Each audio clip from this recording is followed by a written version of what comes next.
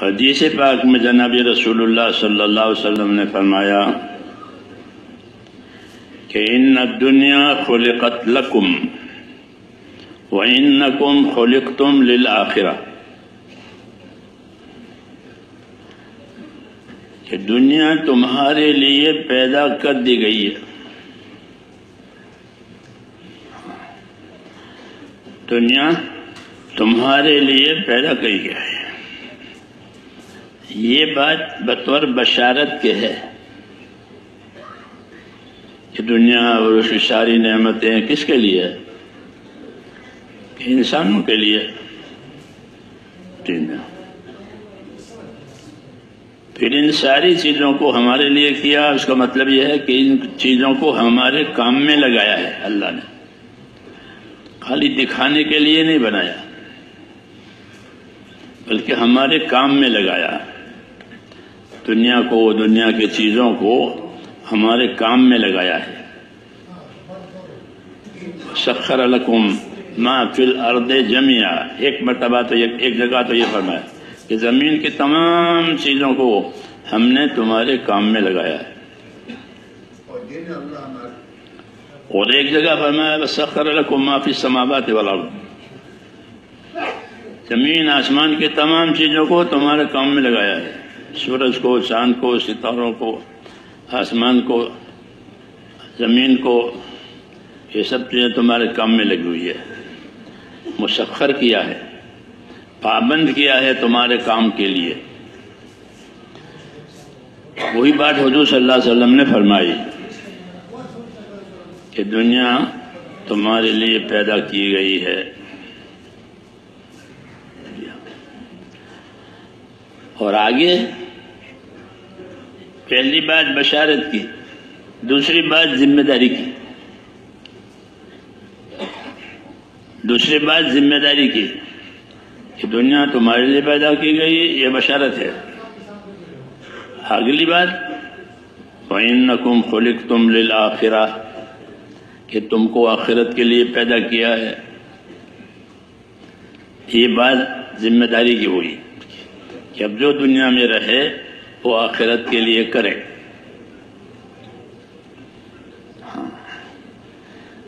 کیوں کہ یہاں کوئی آدمی جینے کے لیے نہیں آیا، یہاں ہر آدمی کس کے لیے آیا؟ مرنے کے لیے آیا، جینے کے لیے کوئی نہیں آیا۔ نبی ہو، ولی ہو، وہ بھی مرنے کے لیے۔ انک میت وانہم میتون، اے نبی آپ کو بھی موت آنی ہے، اور ان سب کو موت آنی ہے، جو آپ کی مخالفت کرتے ہیں وہ بھی، یہ بھی مریں گے، آپ کو بھی مرنا ہے۔ تو جینے کے لیے کوئی نہیں، جب مرنے کے لیے۔ پھر اتنا درمیان میں جو وقفہ ہے موت تک کا، وہ کس لیے دیا ہے؟ کہ وہ آخرت بنانے کے لیے دیا ہے۔ یہ اصلی کام ہے جس کے لیے اللہ نے بندوں کو پیدا کیا ہے، کہ دنیا تمہارے لیے پیدا کی، تم کو آخرت کے لیے پیدا کیا، لہذا آخرت کو کماؤ۔ کہ آخرت کہاں سے کمائیں گے؟ کہ دنیا سے، دنیا سے آخرت بناؤ، دنیا سے آخرت کماؤ۔ جیسے بازار سے مال کماتے ہو، زمین سے اناج کماتے ہو، ایسے دنیا سے آخرت بناؤ۔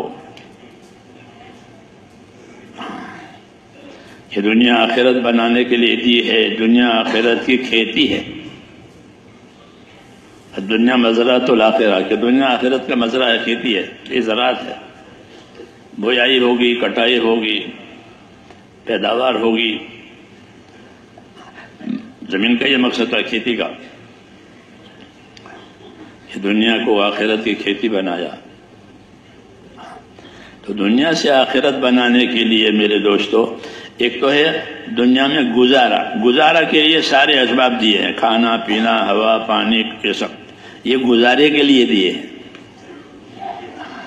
وَلَكُمْ فِيهَا مَعَائِشٌ، کہ تمہارے لیے دنیا میں گزارے کے سامان ہیں۔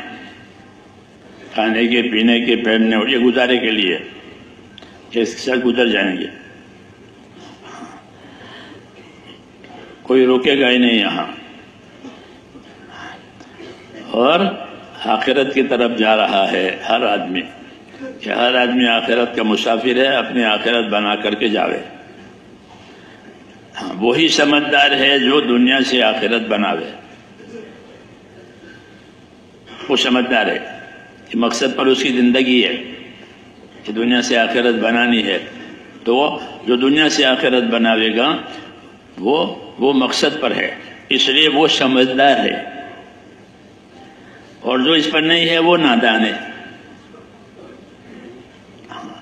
چنانچہ حضور سے فرمایا حدیث پاک میں کہ الکیس من دان نفسہ وعمل لما بعد الموت.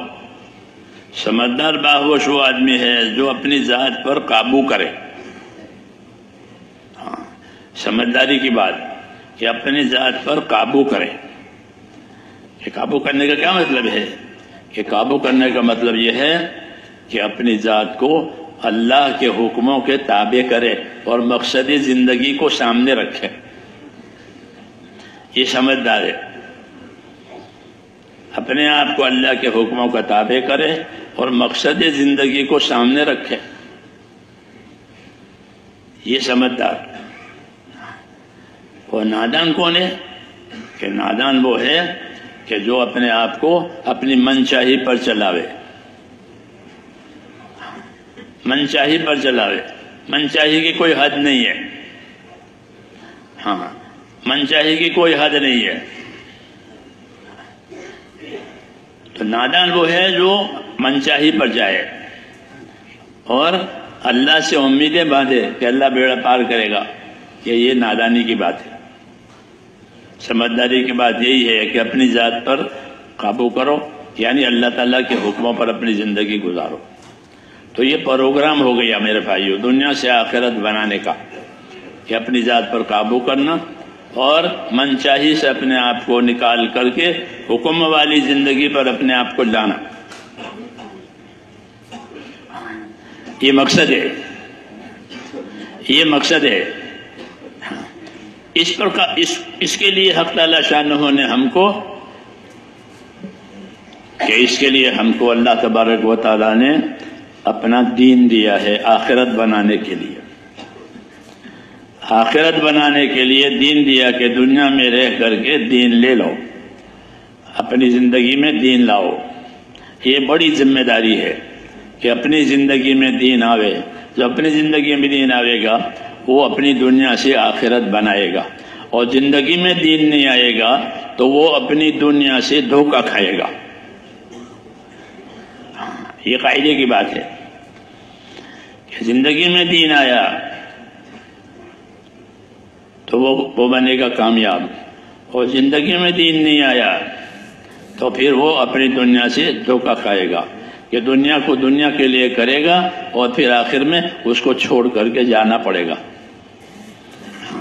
اس لیے دنیا کو دنیا کے لیے کرنے والا نادان ہے.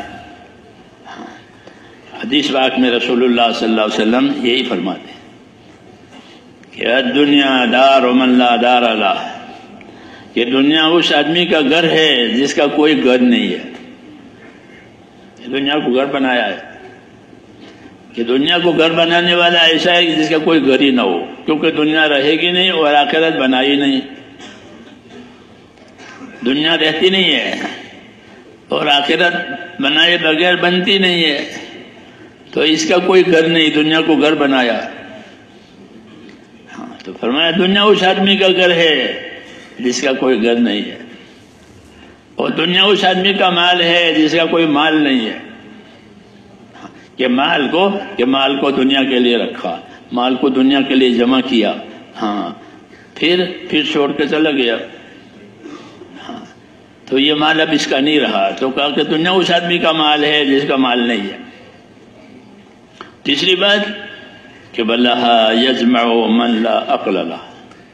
کہ دنیا کو دنیا کے لیے وہ جمع کرے گا جس کے اندر عقل نہیں ہے، سمجھ نہیں ہے. دنیا کو دنیا کے لیے جمع کرتا ہے.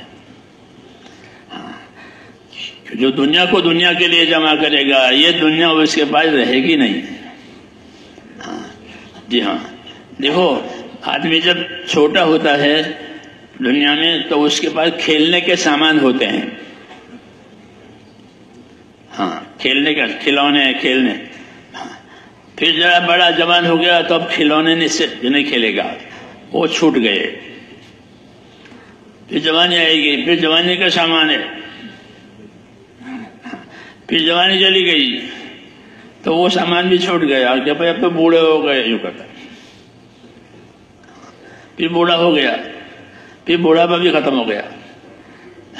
تو جتنے دور ختم ہو گئے اس دور کی دنیا بھی ختم ہو گئی. یہ سمجھایا ہے کہ جتنے دور ختم، اتنے دور کی دنیا ختم. زندہ جیتے جی دیکھ لو. ہاں، اس لیے کہا کہ جو دنیا کے لیے جمع کرے گا وہ جس کو عقل نہیں ہے. جیسے بچپن کا سامان جوانی میں کام نہیں. تب میں چھوٹا تھا تو ہمارے دیہاتوں میں گلی ڈنڈا سے کھیلتے ہیں.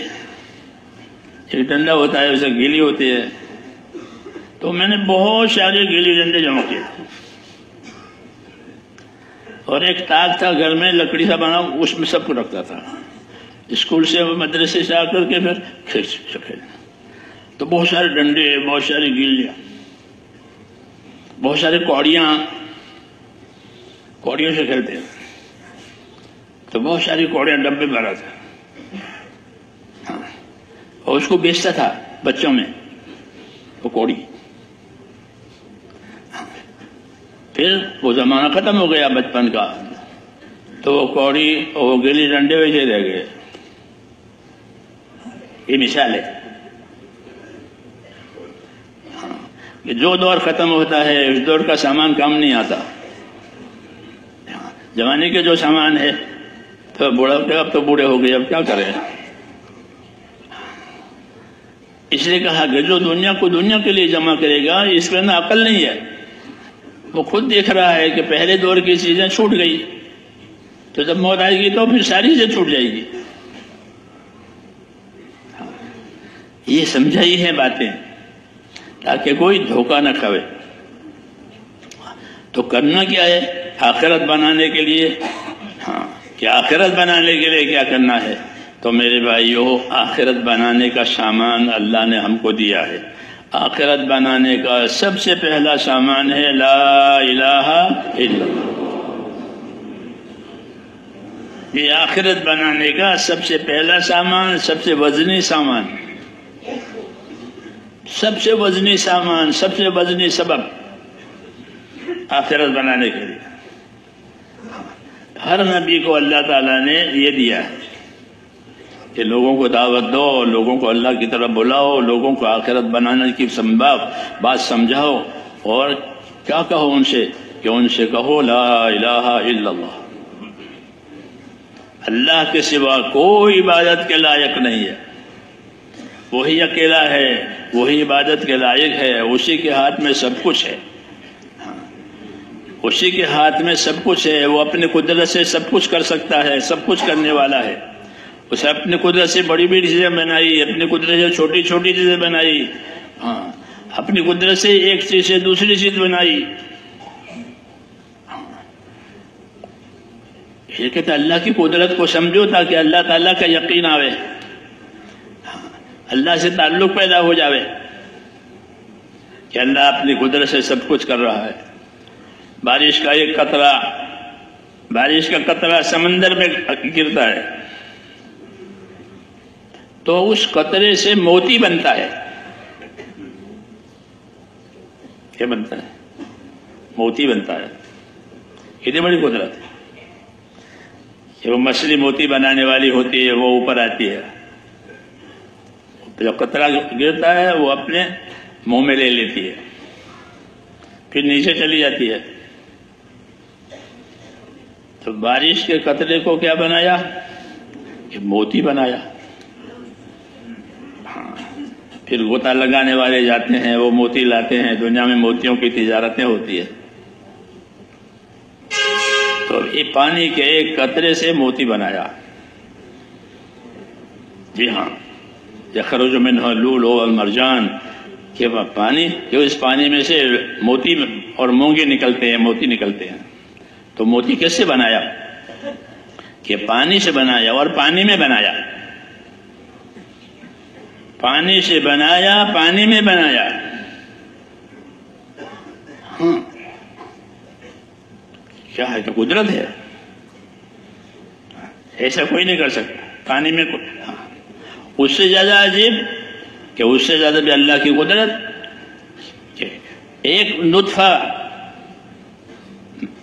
وہ عورت کے رحم میں جاتا ہے، وہ بھی پانی کا قطرہ ہے. کیا ہے؟ پانی کا ایک قطرہ، ایک بند. الم نخلقکم من ماء مہین، تم کو ایک بے قدر پانی سے نہیں پیدا کیا ہے. تو اس پانی سے، کہ اس پانی سے اللہ تعالیٰ نے جو ہے بچہ بنایا انسان کا. اس کی شکل، صورت، شباہت یہ سب پانی پر بنی ہے. اصل پانی تھا، پانی پر شکل بنائی ہے. پانی پر کوئی فوٹو کھینچتا ہے؟ برف کی سلی پر کوئی فوٹو کھینچتا ہے؟ برف کی سلی ہوتی ہے نا، اس پر کوئی نقش بناؤ، بنے گا؟ بنے گا کہ نہیں بن سکتا؟ تو پھر کون بناتا ہے؟ کہ اللہ تعالیٰ بناتے ہیں. کہ پانی پر نقش بنایا ہے. کہ پانی پر نقش نہیں بنتا، کاغذ پر بنتا ہے، دیوار پر بنتا ہے، لوہے لکڑی پر بنتا ہے، نقش بنتا ہے. پانی پر نہیں بن سکتا. جی ہاں، عجیب قدرت ہے. تو کس نے بنایا ہے؟ کہ اللہ نے بنایا. کیسے بنایا؟ کہ اپنی قدرت سے بنایا. ایسے ہی جس طرح ہمارا وجود اپنی قدرت سے بنا ہے، ایسے ہی ہمارے وجود کے لیے جتنی چیزیں ہیں وہ سب اللہ نے اپنی قدرت سے بنائی ہے. وہ کسی کا محتاج نہیں ہے. اپنی قدرت سے، اپنے ارادے سے جو چاہے کرے. ہاں، تو اللہ پر ایمان لانے کی دعوت دی ہے کہ اللہ سے تعلق پیدا کرو. وہ قدرت والا ہے، وہ کسی کا محتاج نہیں ہے، سب اس کے محتاج ہے. سب اس کے محتاج ہے، سب کو اس نے پیدا کیا ہے، اور پیدا کر کے زندگی بھی دیتا ہے، روزی بھی دیتا ہے. روز روز زندگی ملتی ہے، ایک ایک دن، ایک ایک دن، ایک دن کا ویزا ملتا ہے. ایک دن کا ویزا ملتا ہے. کل کے بارے میں خبر نہیں، زندہ رہنے کے مر جانے کے پتہ نہیں. آج کا ویزا ملا ہے، پھر کل کی خبر نہیں. کل کو کون زندہ رہتا ہے، کون نہیں رہتا. ہاں، تو روز روز حیات دیتے ہیں، روز روز روزی دیتے ہیں. ہاں، تو کون دیتے ہیں؟ کہ اللہ دیتے ہیں. تو روزی کا دینے والا، حیات کا دینے والا، کہ وہ اللہ ہے. اور دوسری بات یہ ہے کہ حق تعالی شانہ جو دیتا ہے وہ اپنے کرم سے دیتا ہے. کریم ہے اللہ. کریم کسے کہتے ہیں؟ کہ جو بغیر مانگے دے. اور سخی کس کو کہتے ہیں؟ تو مانگنے سے دے. سخی کسے کہتے ہیں؟ جو مانگنے سے دے. ہاں، حاجت دیکھ کر دے. یہ تو بیچارہ غریب ہے، اس کو دو. تو سخی حاجت دیکھتا ہے، مانگنے سے دیتا ہے. اور کریم کہ کریم بغیر مانگے دے، اور حاجت دیکھ کے نہیں، بغیر حاجت کے دے. بغیر حاجت دے. لوگوں کو لاکھوں کروڑوں کا مالک بناتا ہے. کروڑ کی کہاں حاجت ہے ان کو؟ کروڑ کی حاجت ہے؟ اس کو سنبھالتے ہیں. حاجت نہیں ہے، سنبھال کے رکھتے ہیں. تو حاجت سے زیادہ دیتے ہیں، بغیر مانگے دیتے ہیں. اور تیسری بات کہ دیتے رہتے ہیں، دیتے رہتے ہیں.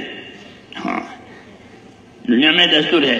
یہ بجلی آپ استعمال کرتے ہیں اور بجلی کا بل آپ نے ادا نہیں کیا تو کیا ہو جائے گا؟ کیا ہو جائے گا؟ کٹ،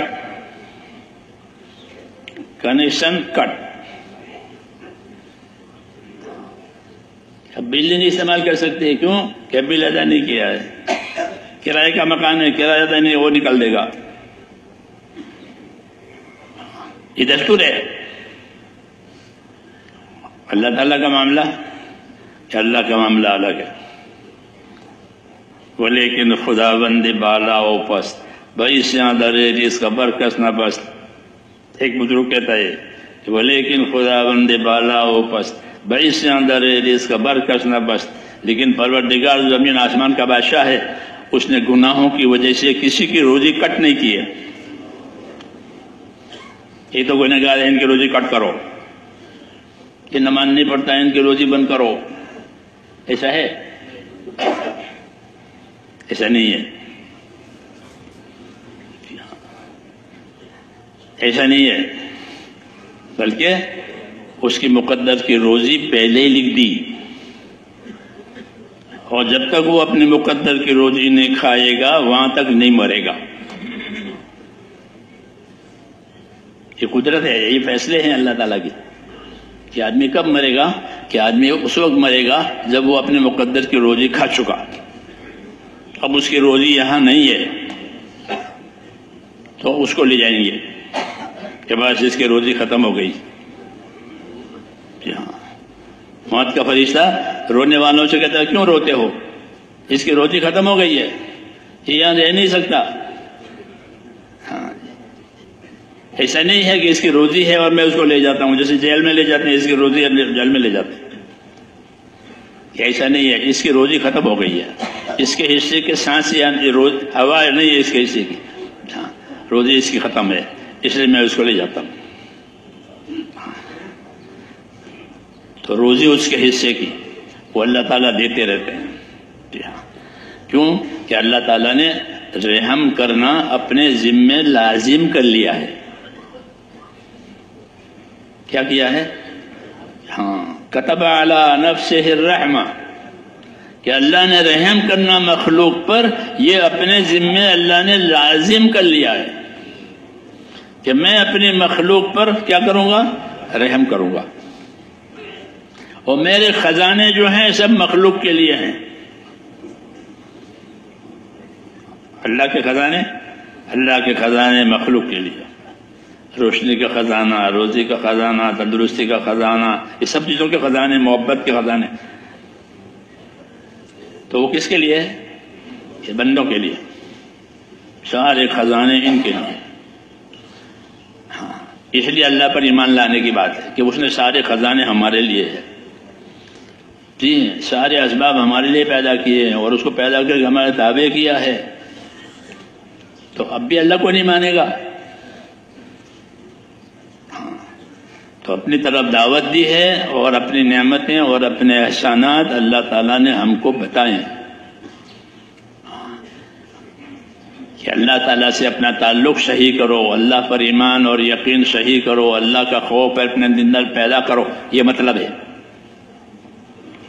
لا الہ الا اللہ کا. یہ مطلب ہے کہ کوئی عبادت کے لائق نہیں سوائے اللہ کے، کوئی کام بنانے والا نہیں سوائے اللہ کے، کوئی روزی دینے والا نہیں سوائے اللہ کے، کوئی موت دینے والا نہیں سوائے اللہ کے.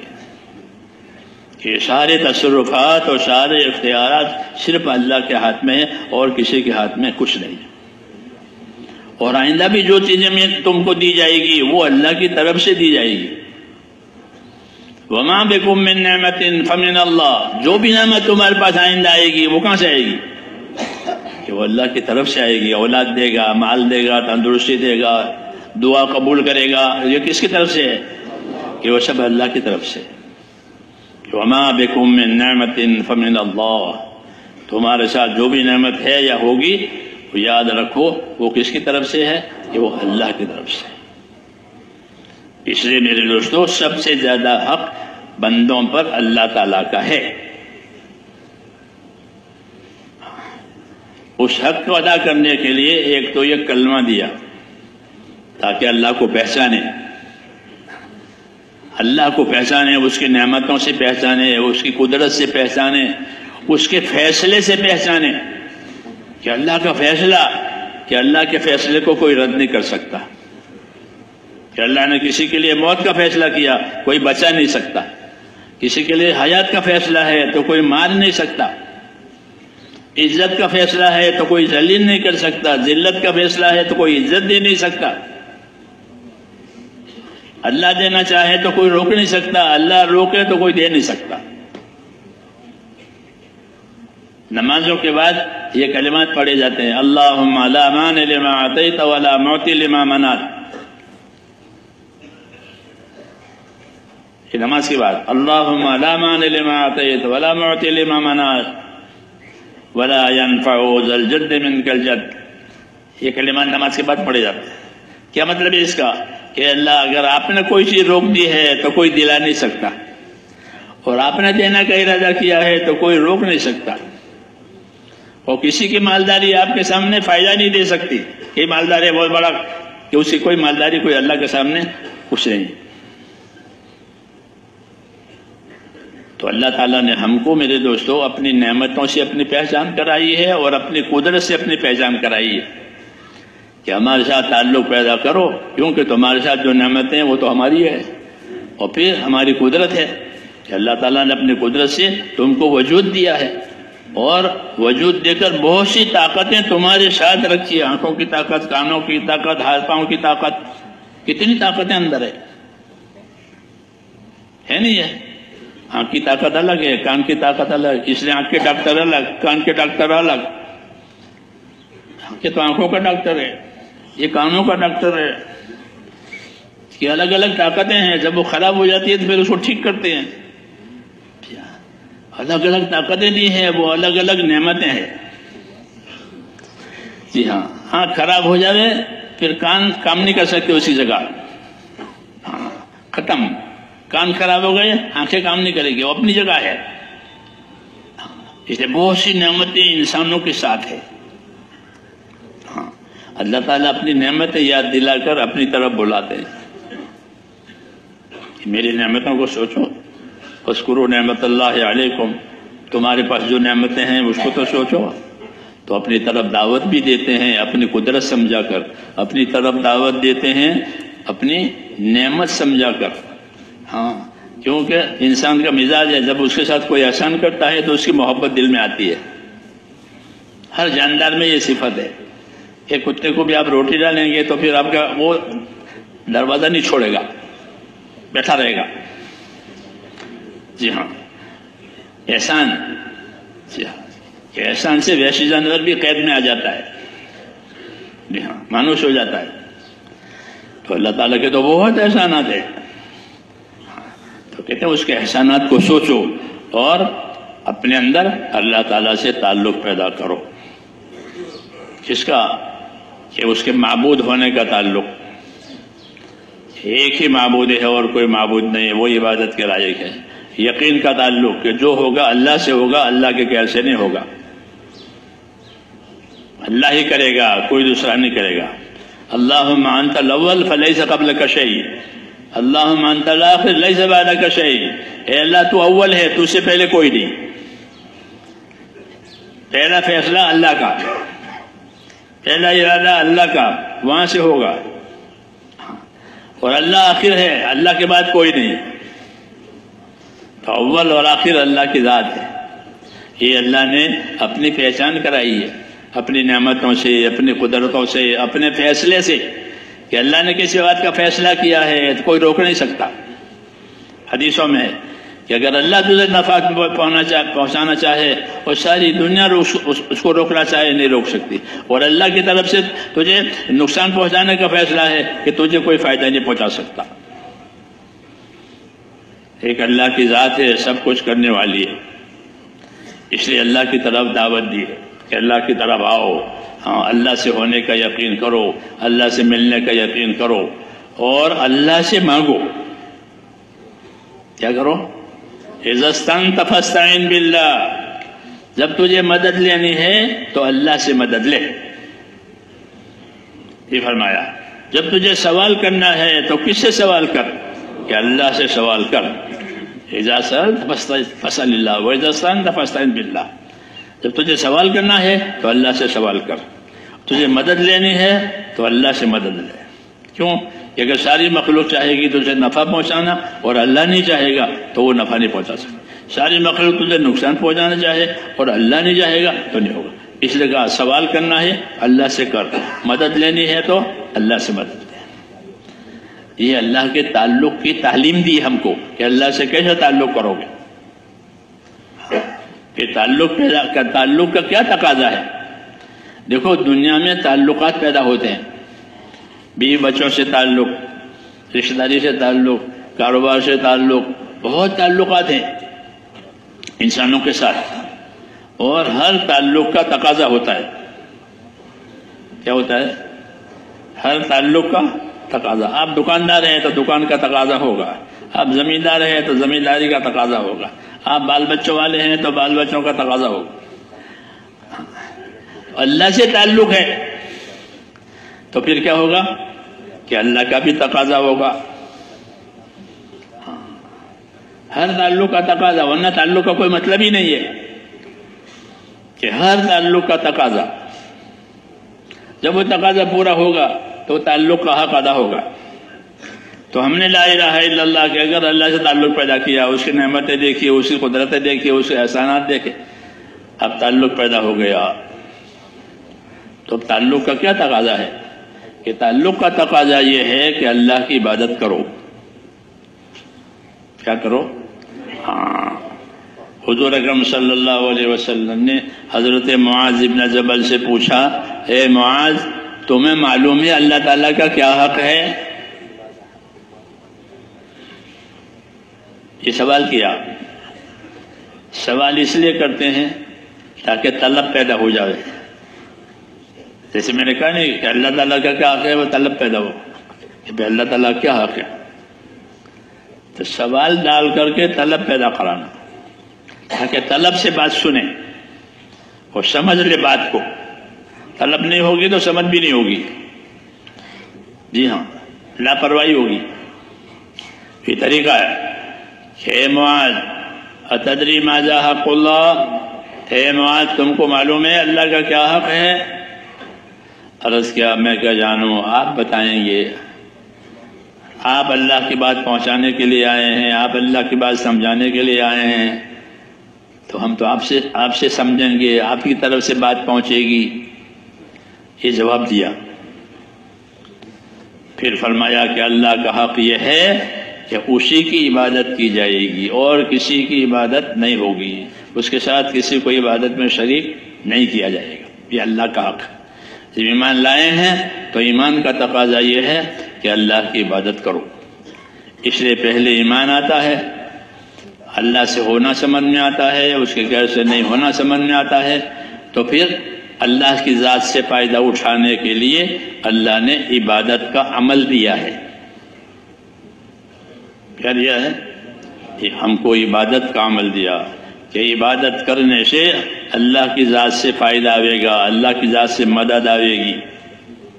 ایاک نعبد و ایاک نستعین، اے اللہ ہم تیری ہی عبادت کریں گے اور تجھ ہی سے مدد لیں گے.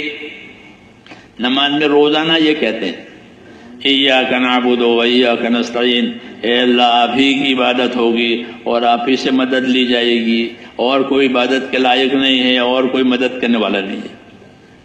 تو اللہ کی مدد لینے کا راستہ وہ اللہ کی عبادت ہے. اس لیے ایمان کا تقاضا یہ ہے کہ اللہ کی عبادت کی جائے. چنانچہ اللہ تعالیٰ نے اپنے بندوں کو عبادت کرنے کے لیے 2 طاقتیں دی. کتنی؟ ہاں، بات سمجھ میں آ رہی ہے یا بیٹھے بیٹھے سو گئے؟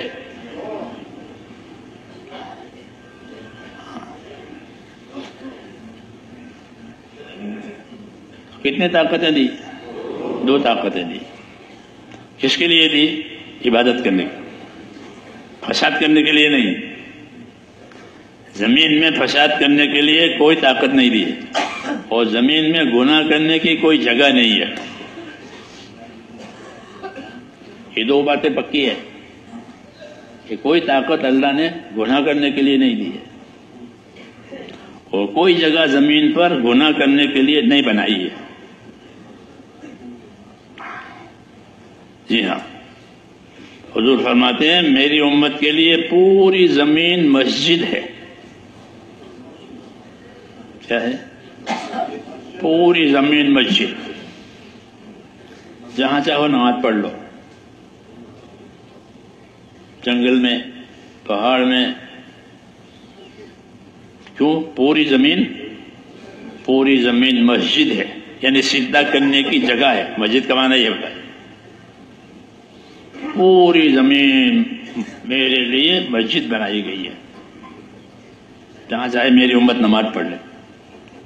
اور پوری زمین میری امت کے لیے پاکی کا ذریعہ بنایا ہے کہ پانی نہیں ملتا کہ تیمم کر کے نماز پڑھ لو، اسی مٹی پر تیمم بھی کر لو، اسی مٹی پر نماز بھی پڑھ لو.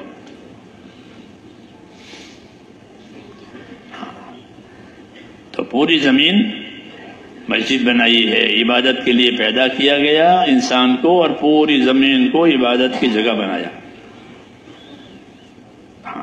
پھر عبادت کے ذریعے سے یہ اللہ تعالیٰ کی مدد لیں گے. اور عبادت کے لیے دو طاقتیں دی ہیں، ایک طاقت جان کی، ایک طاقت مال کی. یہ دو طاقتیں استعمال ہوتی ہے انسانوں کی زندگی میں، جانی طاقت، مالی طاقت. جی ہاں، آنکھ ہے، کان ہے، ہاتھ ہے، پاؤں ہے، دل ہے، دماغ ہے، یہ پورا بدن، اس کو جان کہتے ہیں. جی ہاں. اور مال ہے. جی ہاں، اللہ نے مال پیدا کیا ہے. تو مال اور جان کی طاقتیں عبادت کا حق ادا کرنے کے لیے اللہ نے دی ہے، کیونکہ ان کی ذمہ عبادت کی ہے تو عبادت کا سامان دیا، مال اور جان. کہ جان مال کو عبادت پر لگاؤ.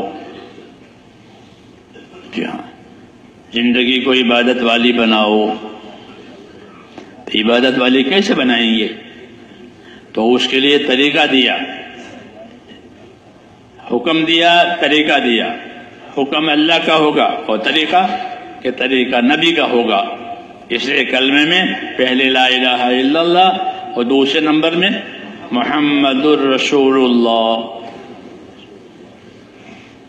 یہ دوسرا، محمد اللہ کے رسول ہیں، محمد صلی اللہ علیہ وسلم اس کے بھیجے ہوئے پیغمبر ہیں. کس کام کے لیے بھیجا ہے؟ کہ محمد صلی اللہ علیہ وسلم کو بھیجا ہے دنیا میں انسانوں کی زندگی کی ذمہ داریاں سمجھانے کے لیے کہ انسانوں کی زندگی کی کیا ذمہ داری ہے. ضرورتیں تو لوگ خود بخود سمجھ لیتے ہیں، ضرورت سمجھانے کے لیے نہیں. تو کیا سمجھانے کے لیے؟ زندگی کی ذمہ داری سمجھانے کے لیے بھیجا گیا ہے کہ تمہاری زندگی کس کے لیے ہے، تمہاری زندگی کس کام کے لیے ہے. کہ ہماری زندگی اللہ تعالیٰ کی عبادت کے لیے ہے. قُلْ إِنَّ صَلَاتِي وَنُسُكِي وَمَحْيَايَ وَمَمَاتِي لِلَّهِ رَبِّ الْعَالَمِينَ. اے نبی کہہ دو کہ میری نماز، میری قربانی یعنی میری جانی طاقت، میری مالی طاقت اور میرا جینا اور میرا مرنا یہ سب اللہ کے لیے ہے. یہ محمد صلی اللہ علیہ وسلم نے بتایا کہ تمہارا جینا مرنا، تمہاری جانی طاقت یہ کس کے لیے ہے؟ اللہ کے لیے. اس کے ذریعے سے اللہ تعالیٰ کی عبادت کرو. جانی طاقت، مالی طاقت اس کی بات. اور عبادت کا طریقہ محمد صلی اللہ علیہ وسلم سے لو. محمد صلی اللہ علیہ وسلم کو ایمان اور علم دو چیزیں دے کر بھیجا ہے. ایمان، اللہ سے تعلق پیدا کرو، اور دوسری چیز کہ آپ کو اللہ تعالیٰ نے علم دیا ہے. کیا دیا ہے؟ علم دیا ہے. کون سا علم دیا؟ کہ وہ علم دیا جس سے آخرت بنے. ایک دنیا کے علوم ہوتے ہیں جس سے دنیا بنتی ہے، کوئی بلڈنگ کیسے بنے گی اور دوائیں کیسے بنے گی، اور تو دنیا بنانے کے لیے دنیا کا علم ہوتا ہے، اور آخرت بنانے کے لیے آخرت کا علم ہوتا ہے. جو آخرت کا علم نہیں سیکھے گا وہ آخرت کیسے بنائے گا؟ کیونکہ اس آخرت کا علم نہیں. جیسے دنیا کا علم نہیں سیکھا تو دنیا نہیں بنے گی. بلڈنگ بنانا سیکھا تو بلڈنگ بنائے گا، چیزیں بنانا سیکھا ہے تو چیزیں بنائے گا، گاڑی چلانا سیکھا ہے تو گاڑی چلائے گا. تو دنیا کے علوم سے دنیا، اور آخرت کے لیے آخرت کا علم. اللہ نے میرے دوستو ہم کو عبادت کے لیے پیدا کیا ہے، اور عبادت کو صحیح کرنے کے لیے ہم کو اللہ نے علم دیا ہے۔ کیا دیا ہے؟ کہ عبادت کرنے کے لیے علم سیکھو۔ جیسے گاڑی چلانے کے لیے گاڑی چلانے کا علم سیکھو، بندوق چلانے کے لیے بندوق چلانے کا علم سیکھو، اور ایمان اور عبادت کے لیے کہ آخرت والا علم سیکھو۔ تو ہمارے لیے اللہ تعالیٰ نے علم اتارا ہے، قرآن پاک اتارا۔ قرآن پاک اللہ تعالیٰ کا علم ہے جو ہم کو اللہ تعالیٰ نے دیا ہے۔ اس میں اللہ نے اپنی قدرت بھی سمجھائی ہے، اپنی نعمت بھی سمجھائی ہے، اور زندگی کی ذمہ داریاں سمجھائی ہے کہ زندگی ہم نے کیوں دی ہے۔ اور جب زندگی کی ذمہ داریاں پوری ہوگی تو اللہ کیا دیں گے، اور ذمہ داری پوری نہیں ہوگی تو کیا ہوگا۔ یہ وعدہ وعیدیں ہیں اندر، کیا ہے؟ وعدے وعیدیں۔ تو میرے دوستو، زندگی کی ذمہ داریاں پوری کرنے کے لیے ہم کو عبادت دی ہے، اور عبادت کو صحیح کرنے کے لیے اللہ نے ہم کو علم دیا ہے۔ اس لیے علم سیکھنا ضروری ہے تاکہ عبادت صحیح ہو جاوے، اور علم سیکھیں گے تو اللہ کا حق پہچانیں گے۔ علم نہیں سیکھا ہے تو وہ اللہ کا حق نہیں پہچانے گا، انسان جانور بن جائے گا جہالت کی وجہ سے۔ ہاں، جہالت سے وہ کام کرے گا جو جانور کام کرتا ہے، پھاڑ کھانا، دوسرے کو نقصان پہنچانا، دوسرے کی چیزیں ہڑپ کرنا۔ جی ہاں، یہ کوا جو ہوتا ہے وہ چڑیا کا بچہ لے جاتا ہے۔ ہاں، چھوٹے چھوٹے بچے ہوتے ہیں نا اس کے گھونسلے میں، ہم لوگ دیہات میں رہتے ہیں تو یہ چیزیں دیکھتے ہیں کہ چڑیا نے گھونسلہ بنایا اور کوا کے اس کا بچہ لے گیا۔ تو کسی کا کھا جانا یہ جانور کی صفت ہے، اور کسی کو کھلانا یہ انسان کی صفت ہے۔ جی ہاں، تو حضور صلی اللہ علیہ وسلم کو یہ علم دیا ہے کہ جس سے حق ادا ہو جاوے۔ کیا ادا ہو جاوے؟ اس لیے اس علم کے سیکھے بغیر حق ادا نہیں ہوگا۔ جب علم نہیں ہوگا تو آدمی اپنی خواہشیں پوری کرے گا، اپنے منچاہی پر جائے گا۔ ہاں، اور علم ہوگا تو اپنے آپ کو پابند کرے گا۔ اس لیے اللہ کا حق عبادت کا ہے، اور عبادت کو صحیح کرنے کے لیے ہم کو اللہ تعالیٰ نے علم دیا ہے۔ عبادت میں نماز ہے سب سے اونچی عبادت، جانی عبادت میں سب سے اونچی عبادت تو وہ نماز۔ فرشتے بھی عبادت کرتے ہیں، تمام نبی عبادت کرتے ہیں، یعنی نماز پڑھتے ہیں۔ جی ہاں، اور ہر مخلوق کی نماز الگ الگ ہے، ہر مخلوق کی نماز الگ الگ ہے۔ ہماری نماز تو 5 وقت کی ہے، فرشتوں کی نماز پوری عمر کی، جب سے اس کو پیدا کیا ہے فرشتے کو اس وقت سے وہ سجدے میں ہے۔ ہاں، ایسے فرشتے ہیں، کوئی فرشتے رکوع میں ہے، جب سے پیدا کیا تو وہ رکوع میں ہی ہے، سجدے میں ہی ہے۔ حدیث میں ہے کہ ایک بالش جگہ بھی آسمان میں ایسی خالی نہیں ہے جہاں کوئی فرشتہ عبادت میں اپنا سر ٹکا ہوا نہ ہو۔ اتنی کثرت سے عبادت آسمانوں میں اللہ کی ہو رہی ہے۔ ہاں، کہ اللہ نے اپنے بندوں کو عبادت کے لیے پیدا کیا، یہ زندگی کا مقصد ہے۔ ہاں، عبادت کو صحیح کرنے کے لیے کہ علم ہے، جو علم نہیں سیکھے گا وہ عبادت کو کیسے صحیح کرے گا؟ تو ہم کو عبادت بھی دی اور عبادت کا علم دیا، اور علم 2 طریقے کا دیا۔ کتنے طریقے کا؟ 2 طریقے کا علم دیا۔ ایک علم فضائل کا، ایک علم مسائل کا۔ ایک علم فضائل کا، فضائل کہ صحیح عمل کرنے پر اللہ کیا دیں گے، اور عمل کو چھوڑ کر توڑ کر زندگی گزارے گا تو اللہ کیا سزا دے گا، اس کو فضائل کہتے ہیں۔ تو اب عبادتوں کو جاندار بنانے کے لیے فضائل کا علم دیا کہ نماز کے فضائل کے ساتھ،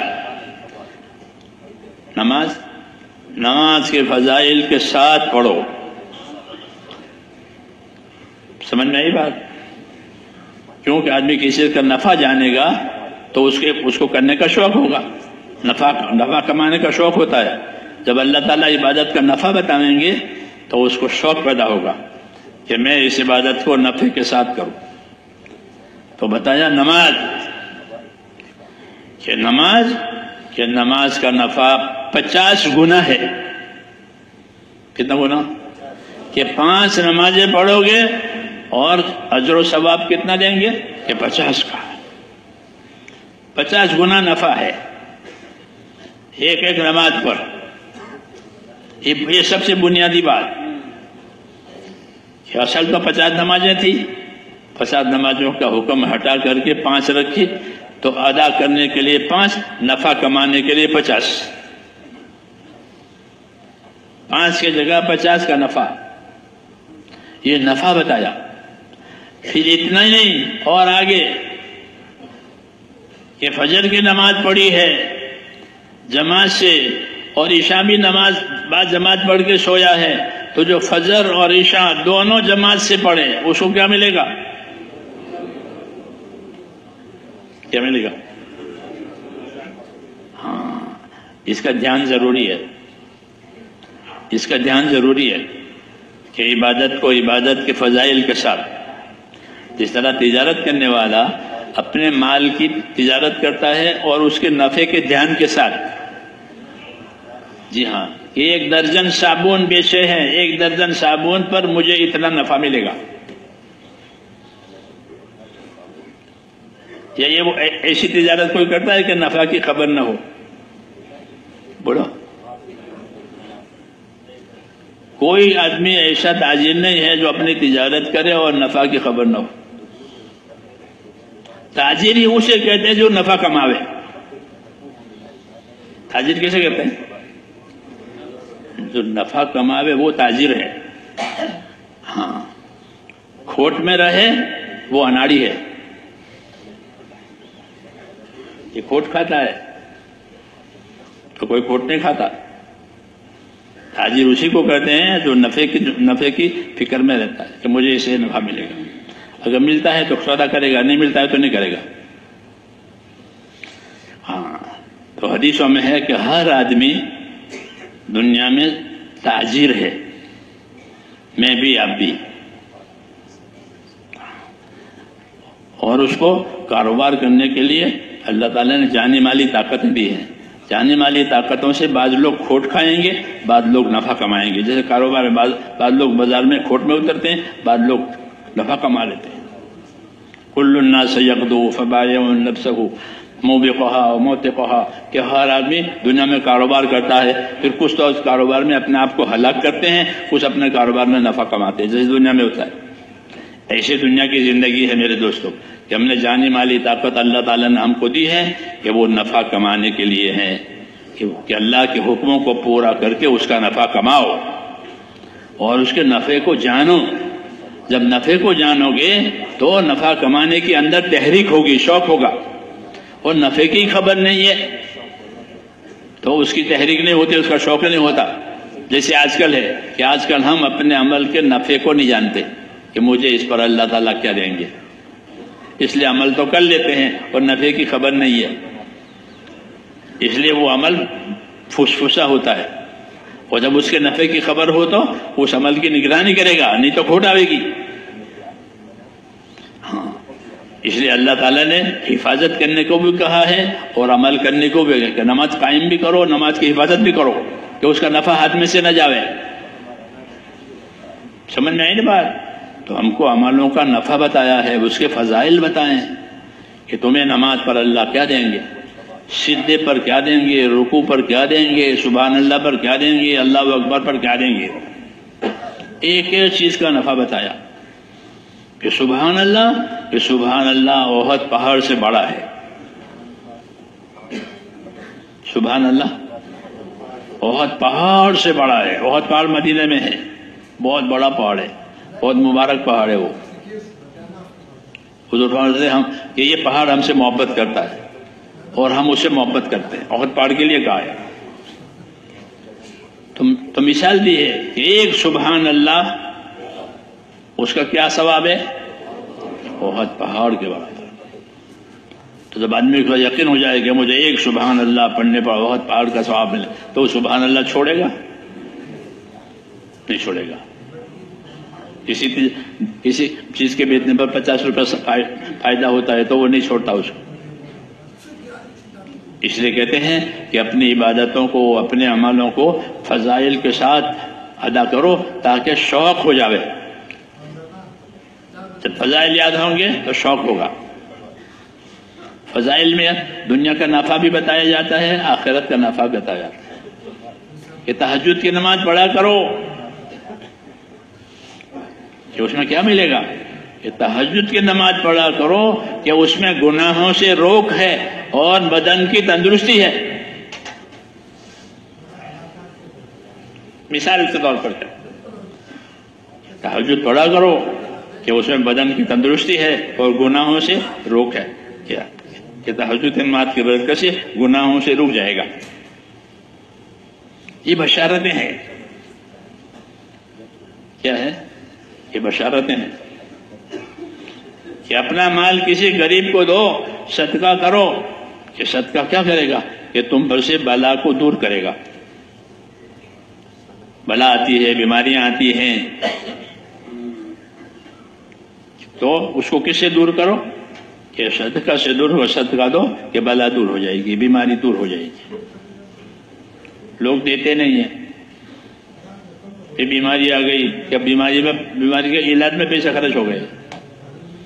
صدقے میں پیسے خرچ ہو جائے تو کہ بیماری نہ آئے. ہاں، کہ صدقے میں پیسے خرچ ہو تو بیماری نہ آئے، وہ بیماری کو آنے نہ دے. دیکھیں، تہجد پڑھو کہ گناہوں سے روکے، کہ وہ گناہوں سے روک لے گا. اور صدقہ کہ صدقہ بلاؤں سے روک دے گا. دنیا کا نفع بتایا، آخرت کا نفع بتایا. کہ صدقہ کرنے سے بلا دور ہوگی، صدقہ کرنے سے اللہ کا غصہ ٹھنڈا ہوگا. کہ صدقہ کرنے سے گناہ معاف ہو جائیں گے. جی ہاں. اور قیامت میں ہر آدمی اپنے صدقے کے سائے میں ہوگا. کس میں ہوگا؟ ہاں، کیونکہ صورت قریب آ جائے گا قیامت کے میدان میں. ہاں، اور لوگ پسینہ پسینہ ہو جائیں گے تو سایہ کس کو ملے گا؟ کہ ہر آدمی کا سایہ اس کا صدقہ ہوگا. ہر آدمی جیسے چھتری ہوتی ہے نا، چھتری، بارش کی چھتری، سورج کی گرمی کی چھتری، سایہ کے لیے. تو قیامت کے لیے سایہ کہ ہر آدمی کا صدقہ اس کا سایہ ہوگا. ایک دفعہ فرمایا کہ قبر میں تپش ہوگی. کیا ہوگی؟ تپش. جیسے بجلی چلی جاتی ہے تو تپش ہوتی ہے، پسینہ پسینہ. کہ قبر میں تپش ہوگی.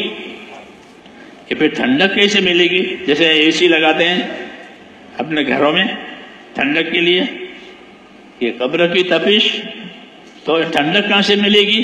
آپ نے فرمایا کہ قبر میں ٹھنڈک مرنے والے کو اس کے صدقے سے ملے گی. کسے ملے گی؟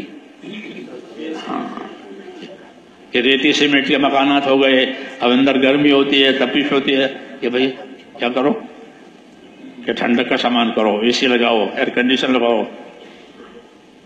تو ہمارے قبر میں بھی تپش ہوگی، وہ تنگ جگہ ہے. ہاں، تو پھر ٹھنڈک کہاں سے ملے گی؟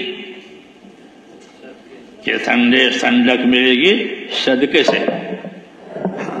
اس لیے علماء کرام فرماتے ہیں کہ آدمی کو روزانہ صدقہ کرنا چاہیے. چاہے روٹی کا ٹکڑا دینا پڑے، یہ نہیں کہ کوئی رقم بڑی دینی پڑے. ہاں، کہ روٹی کا ٹکڑا ہی صحیح. کیونکہ اللہ تعالیٰ نیکی کو بڑھاتے ہیں. آپ نے تو 5 پیسے دیے ہیں غریب کو، لیکن اللہ 5 پیسے کو بڑھائے گا. جیسے زمین میں اناج ڈال دیں، اللہ بڑھا کر کے دیتے ہیں نا. کلو ڈالا تھا، کوئنٹل لے گا. ایسے اللہ نیکی کو اور صدقے کو بڑھا کر کے دیں گے. آپ نے 5 پیسے دیے تو آپ کو اللہ 5 پیسے نہیں دے گا ثواب میں، بلکہ اس کو بڑھائیں گے. وَإِن تَكُ حَسَنَةً يُضَاعِفْهَا وَيُؤْتِ مِن لَّدُنْهُ أَجْرًا عَظِيمًا، اگر نیکی ہوگی تو اللہ تعالیٰ اس نیکی کو بڑھا دیں گے۔ ہاں، جیسے مکئی کے دانے کو بڑھا دیا زمین میں جانے کے بعد، اور اتنا بڑا بھٹا ہو کر آ گیا مکئی کا، ہزاروں دانے گن نہیں سکتے ایک دانے پر۔ یہی آخرت کا حساب ہے کہ وَإِن تَكُ حَسَنَةً يُضَاعِفْهَا، کہ ایک نیکی ہوگی تو ایک نیکی نہیں رہے گی، اللہ اس کو بڑھائیں گے، کیونکہ اللہ نیکی سے خوش ہوتے ہیں۔ جب خوش ہوتے ہیں تو اس کا بدلہ بڑھا کر کے دیں گے، وَيُضَاعِفْهَا وَيُؤْتِ مِن لَّدُنْهُ أَجْرًا عَظِيمًا، اور اپنے پاس سے بڑا بدلہ دیں گے۔ تو اللہ تعالیٰ نے میرے دوستو ہم پر عبادت کی ذمہ داری ڈالی ہے، جانی عبادت، مالی عبادت، کہ اس کو ادا کرو نبی کے طریقے سے اور فضائل کے ساتھ۔ کس کے ساتھ؟ ہاں، کہ اگر فضائل یاد ہوں گے تو شوق ہوگا۔ کیا ہوگا؟ شوق ہوگا۔ ثواب حاصل کرنے کے لیے کرے گا تو ثواب حاصل کرنے کے لیے عمل کرنے والا مخلص کہلاتا ہے، اخلاص والا کہلاتا ہے۔ اخلاص والا کو ثواب کے لیے کرے، جو نام کے لیے کرے وہ، کہ نام کے لیے کرے وہ اخلاص والا نہیں، کہ لوگ میرا نام لے، لوگ مجھے، یہ لوگوں کو دکھانے کے لیے کر رہا ہے کہ نہیں، ثواب کے لیے کرے، آخرت بنانے کے لیے کرے، کیونکہ ہم کو آخرت بنانے کے لیے پیدا کیا ہے۔ اس لیے میرے دوستو ہم کو اللہ تعالیٰ نے دین دیا ہے، اور دین کے اعمال دیے ہیں فضائل کے ساتھ۔ کس کا؟ ہاں، اس لیے فضائل کو سنو اور فضائل کو سناؤ اور فضائل کو یاد کرو، اور جب کوئی عمل کرو تو اس کی فضیلت کے ساتھ۔ کس کے ساتھ؟ اس کی فضیلت کے ساتھ۔ کہ گھر میں سے باہر نکلے تو کیا پڑھے گا؟ بسم اللہ توکلت علی اللہ ولا حول ولا قوت الا باللہ، یہ پڑھا تو کیا ملے گا؟ کیا ملے گا؟ ہاں، کہ کوئی کہنے والا کہے گا فرشتہ ہدیتا ووقیتا، کہ اب وہ کفیتا، کہ تجھے تو ہدایت ہو گئی اور تیری تو حفاظت ہو گئی اور تیری تو ضرورت پوری ہو گئی۔ اس کے ان کلمات کے پڑھنے کی یہ فضیلت۔ اب آدمی کوئی فضیلت یاد ہوگی تو گھر سے نکلتے وقت چھوڑے گا اس کو کہ نہیں چھوڑ سکتا۔ اس لیے دین کو اور عمل کو مضبوط بنانے کے لیے میرے دوستو ایک تو آخرت کی نیت کرے اور فضیلتوں کے یاد کے ساتھ کرے، خود بھی اپنی زندگی میں لاوے اور دوسروں کو سکھاوے، دوسروں کو سکھاوے، اور جو نسل اور ان کو سیکھنے کے لیے تیار کرے کہ بھئی دیکھو اس کو کرو، اس کو سیکھو، اس کے لیے اللہ کے راستے میں پھرو۔ جب اللہ کے ساتھ پھرو گے تو یہ ساری چیزیں تمہیں ملے گی، اور اپنی دنیا سے آخرت بنانا آ جائے گا کہ دنیا سے آخرت بنانی ہے۔ تو دنیا سے آخرت کیسے بنے گی؟ کہ دنیا سے آخرت بنے گی اللہ کے حکموں کو پورا کرنے سے۔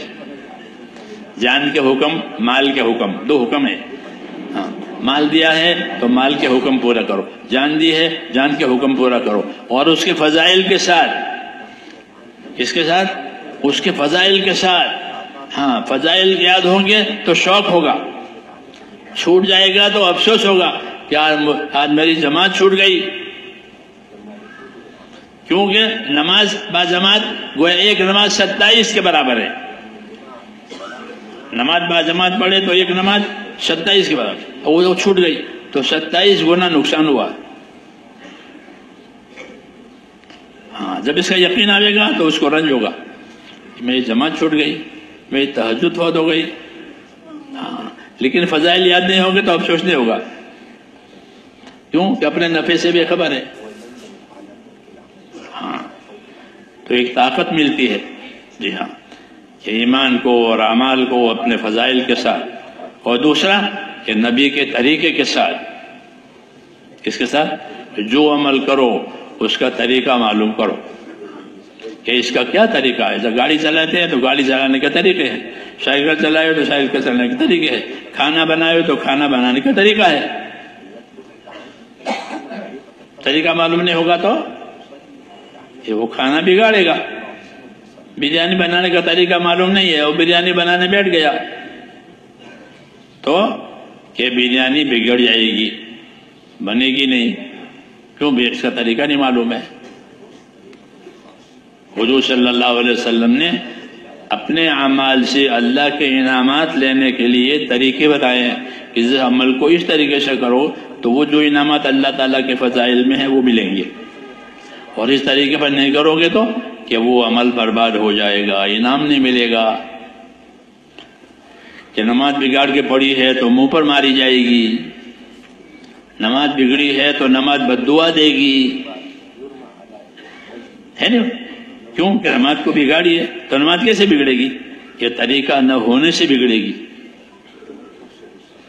علم و ذکر کا یہ مطلب ہے میرے دوستو، یہ طریقوں کا بھی علم ہم کو معلوم ہو، فضائل کا بھی علم معلوم ہو کہ سجدہ کرنے کا کیا طریقہ ہے اور سجدہ کرنے کی کیا فضیلت ہے. ہاں کہ سجدہ کرنا، کہ سجدہ اللہ تعالیٰ کو زمین آسمان کی تمام چیزوں سے زیادہ پسند ہے، اور سب سے زیادہ بندہ قریب ہوتا ہے اللہ سے سجدے کی حالت میں. یہ سجدے کی فضیلت ہے کہ بندہ اللہ سے قریب کب ہوتا ہے؟ جب اپنے پیشانی اللہ کے سامنے رکھتا ہے، اللہ خوش ہوتے ہیں کہ پیشانی میرے سامنے رکھ دی ہے. ہاں تو سجدے میں سب سے زیادہ قریب اللہ کی رحمتوں سے آدمی ہو جاتا ہے. لیکن سجدہ کرنے کا طریقہ معلوم ہونا چاہیے. یہ تو فضیلت ہوئی، تو طریقہ کیا؟ یہ طریقہ کیا ہے نا؟ روزانہ کہتے ہیں اللہ کے حکم اور نبی کا طریقہ، اللہ کے حکم نبی کی طرف ہماری زبانوں پر ہے، وہ صحیح بات ہے، کوئی ایسی نہیں اٹکل نہیں ہے، صحیح بات ہے کہ بھائی سجدہ کرنے کا کیا طریقہ ہے. حضور صلی اللہ علیہ وسلم نے فرمایا سجدہ کرنے کے طریقے کے بارے میں کہ مجھ کو میرے پروردگار نے 7 اعضاء پر سجدہ کرنے کا حکم دیا ہے. کتنے؟ سجدہ صحیح ہوگا جب 7 اعضاء زمین پر ٹکیں گے.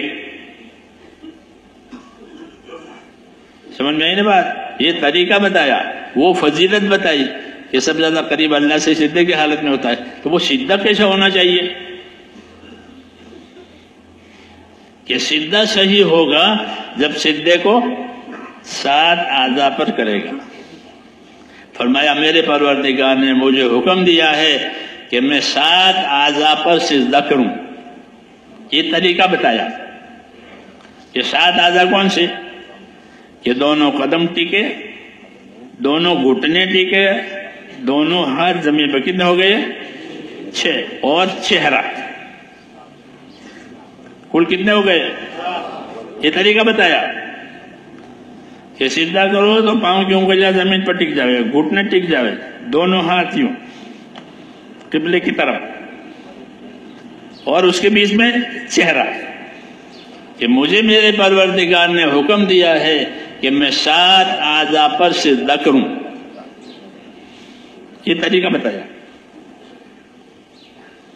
طریقوں کا جاننا بھی ضروری، فضیلتوں کا جاننا بھی ضروری. فضیلت جانے گا تو عمل کی قدر ہوگی، طریقہ ہوگا تو عمل کی اللہ کے یہاں قیمت ہوگی. غلط چیز کی تو قیمت نہیں ہوتی نا. کھوٹے پیسوں سے کوئی سودا ملتا ہے بازاروں میں کہ نہیں؟ کھوٹے پیسے ہیں، گناہ ہے کھوٹے پیسے چلانا. جی ہاں، ایسے کھوٹے عمل کہ گناہ. نماز بگاڑ دی، کھوٹا غلط پڑھی، حج غلط پڑھا، حج غلط ادا کیا، روزہ غلط ادا کیا، کہ گناہ ہے. تو ہم کو میرے دوستو زندگی کی ذمہ داریاں اور آخرت بنانے کے لیے کہ ایمان ملا، پھر ایمان کے بعد کہ عبادتیں ملی. ہاں عبادت، پھر اس کی فضیلتیں ملی، تاکہ عبادت کا پورا نفع ہم حاصل کریں. پورا نفع یہ ہوتا ہے کہ دنیا میں برکتیں آوے، آخرت میں بدلہ ملے. پورا نفع کیسے ہوگا؟ کہ دنیا میں برکتیں آوے. نماز کی برکتیں ہیں، زکوٰۃ کی برکتیں ہیں، روزے کی برکتیں ہیں، حج کی برکتیں ہیں، وہ الگ ہے اور اس کا بدلہ الگ ہے. صدقے کی برکت ہے اور اس کا بدلہ الگ ہے. ہاں، ایمان والے کو دونوں چیزیں دیتے ہیں، برکت بھی دیتے ہیں، بدلہ بھی دیتے ہیں. کیا دیتے ہیں؟ برکت دیتے ہیں. نماز کی برکت، نماز کس کی برکت سے روزی میں برکت آتی ہے. ہم کہتے ہیں نماز سے روزی میں برکت آتی ہے، برکت والی روزی ملتی ہے. تو مومن کو برکت بھی ملتی ہے اور بدلہ بھی ملتا ہے. دنیا میں اللہ برکتیں دیتے ہیں، اور جب برکت دیتے ہیں کسی کام میں تو اس کام کی رکاوٹیں ختم ہو جاتی ہیں، آسانیاں پیدا ہو جاتی ہے. کیا پیدا ہوتی ہے؟ آسانی پیدا ہو گئی، رکاوٹ دور ہو گئی. دنیا برکت والی ملی، دنیا برکت والی ملی تو آسانی آ جائے گی، رکاوٹ دور ہو جائے گی. اور تیسری کیا بات ہوگی؟ کہ تیسری بات ہوگی کہ اس کی دنیا سے آخرت بنے گی. جس کو برکت والی دنیا ملتی ہے اس کو یہ تینوں چیزیں ملتی ہے کہ آسانیاں آئے گی، دشواریاں ختم ہو جائے گی اور اس دنیا سے اس کی آخرت بنے گی. برکت والی دنیا. ہاں، تو اللہ تعالیٰ سے کہ برکت مانگو. بارک لنا فیما آتیتنا ولا تحرمنا برکت ما آتیتنا. اے اللہ، جو کچھ ہم کو دے رکھا ہے اس میں برکت دے دے، اس کی برکت سے محروم نہ فرما. کہ اولاد دی ہے تو اولاد میں برکت دے، مال دیا ہے تو مال میں برکت دے، زندگی دی ہے تو زندگی میں برکت دے. جب برکت دی جائے گی تو مقصد پورا ہو جائے گا، آسانی آ جائے گی اور آخرت بن جائے گی. برکت والی دنیا اس سے آخرت بنتی ہے. اور جب اللہ ناراض ہوتے ہیں تو الجھنوں والی دنیا دیتے ہیں. کیسی دنیا؟ الجھنے. تو وہ دنیا میں پھنس جاتا ہے، آخرت نہیں بنا سکتا، پھنس گیا ہے. ہاں، اس لیے برکت مانگی ہے اور برکت کے اسباب مانگے ہیں. ہاں، کہ برکت کا اسباب کیا ہے؟ کہ برکت کا سب سے بڑا سبب وہ اللہ تعالیٰ کا دین ہے. کہ دین زندگی میں آئے گا پھر برکت آئے گی. دین برکتوں کے ساتھ آتا ہے اور دین زندگی میں سے نکل گیا، جہالت آئی، آخرت کی فکر نہیں ہے، تو دنیا تو ملے گی لیکن الجھنوں والی ملے گی. دنیا تو دیں گے، دنیا کو تو اللہ نے تقسیم کر رکھا ہے بندوں میں، اس کے حصے کی دنیا اس کو دے دینی ہے.